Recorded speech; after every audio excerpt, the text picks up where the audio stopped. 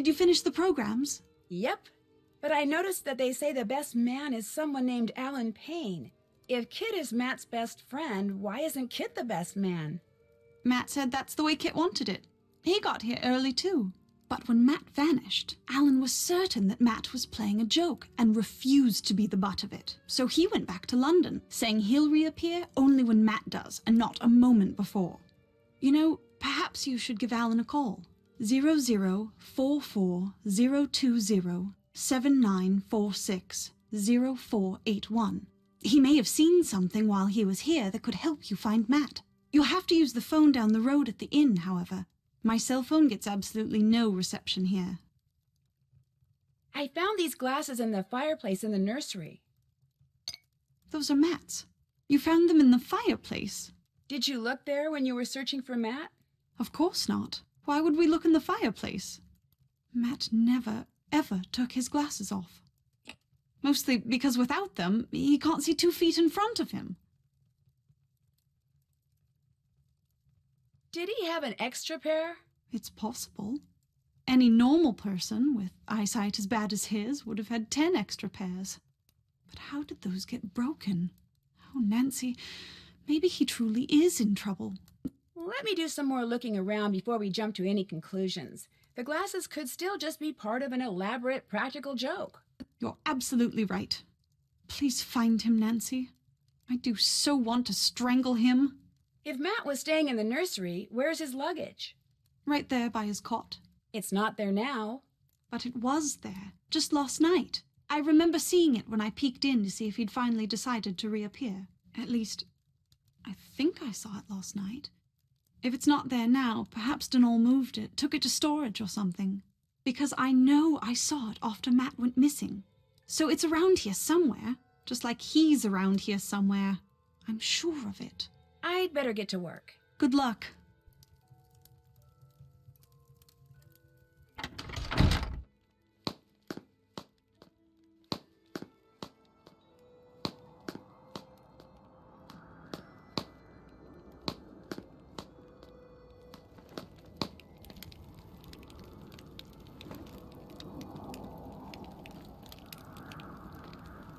What's going on? If you and Matt are best friends, how come you didn't want to be his best man? Actually, I did. But Matt mentioned that it would be a good move for him politically if he asked this guy he knows from work, Alan Payne, to be his best man. And I said, hey, do it. So he did. No big deal. Good talking to you. Stay out of trouble.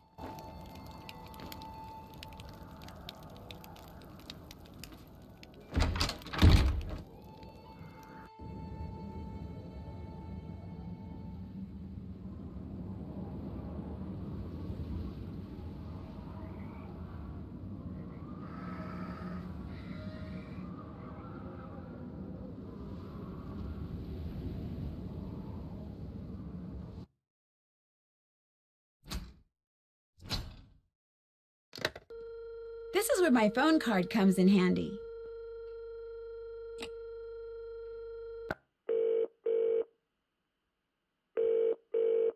Hello?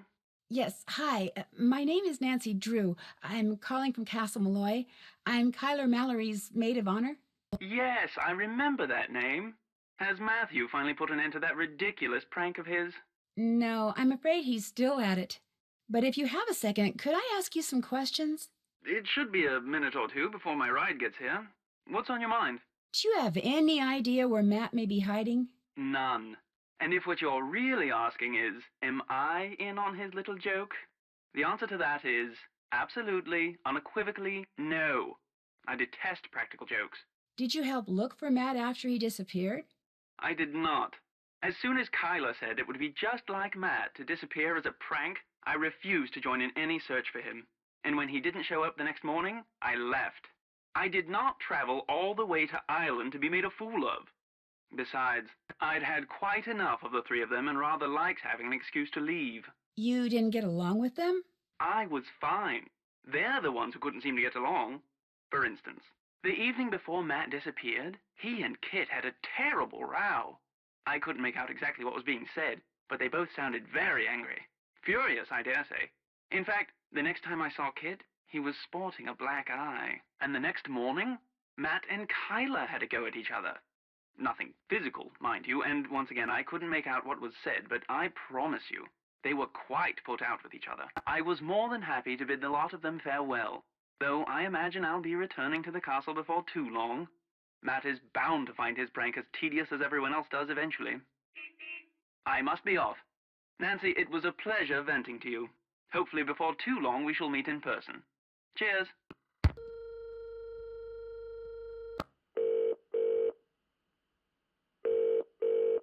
Hello? Hi, Ned. So are you enjoying the party? Oh, yeah. It's fun. Very fun. Are you sure you're at the Dunhills party? Because it doesn't sound that way. I am. I just ducked inside when my phone rang, that's all. So what's going on there? I found Matt's broken glasses in the fireplace of the room he was staying in. What would somebody's glasses be doing in a fireplace? They could have been knocked off his face and landed there. You think he was fighting with someone?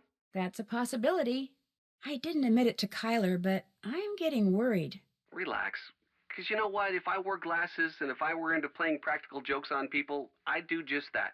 I'd break them and leave them someplace really weird just to freak out whoever finds them. You're probably right. But why don't you give that fireplace a real good look, just in case? I have the feeling someone at Castle Malloy knows more than they're saying about Matt's disappearance. Someone like who?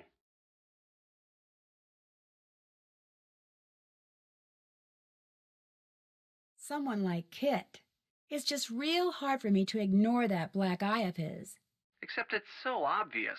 If Kit were guilty of some kind of foul play when it comes to Matt's disappearance, you'd think he'd come up with something better than the old walking into a door story. So are you saying the black eye makes him innocent?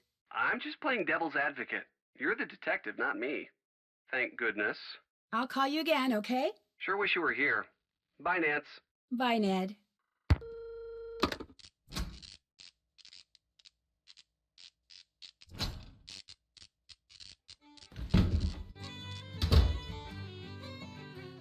What's on your mind, then? I'd better get going. Fine with me.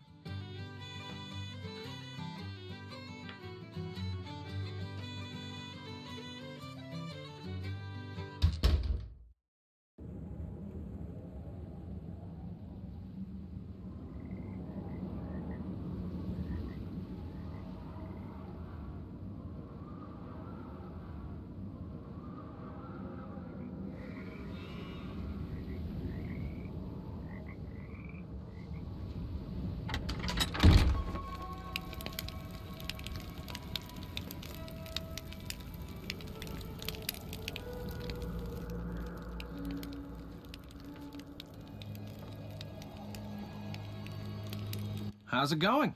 Alan Payne told me he overheard you and Matt arguing the day before Matt disappeared. And pretty much right before you walked into that door. What were you doing talking to Alan Payne? I thought he might know something that could help us find Matt. I told you, Matt bailed. He doesn't want to be found. Look, like I said, Alan Payne doesn't really know Matt or me that well, okay? The fact is, he misunderstood what he heard. Matt and I have been friends for more than 12 years. We were just fooling around. Fooling around? You ended up with a black eye. I told you that was an accident. I'm clumsy. What were you two talking about? I forget. That's how inconsequential it was. Hey, I just remembered. Kyler wants me to do the seating chart for the wedding dinner. Like I said, I can't bring myself to tell her there's not going to be a wedding. Anyway, I need to get to work on it, so you're gonna have to excuse me. Of course, you could always give it a shot. You just have to figure out where each guest should sit by taking into account their needs and preferences. What do you say?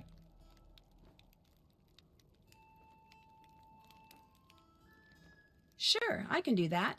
Excellent. Just fill it out and bring it back to me when you think you've got everyone sitting in the right place. 'Cause unless and until it gets done, afraid I'm gonna be pretty much incommunicado.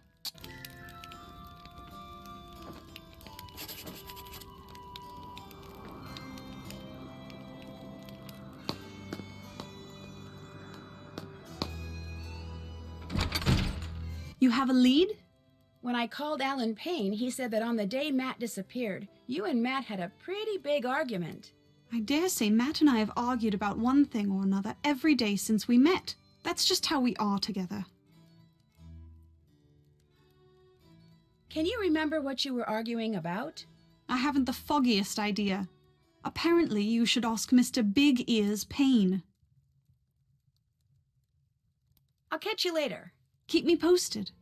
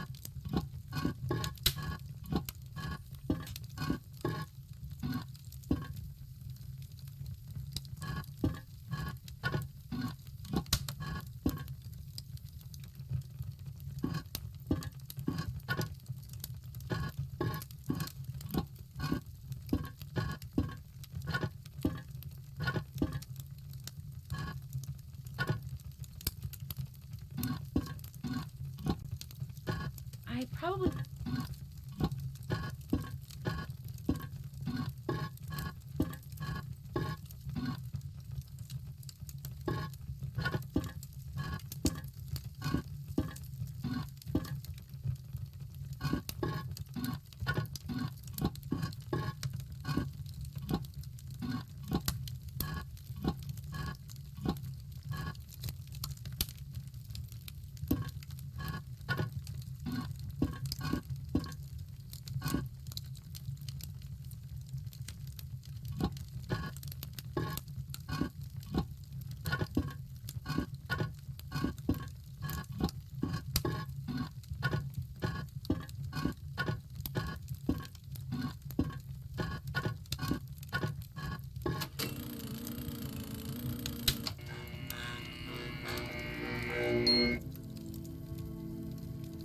This'll come in handy.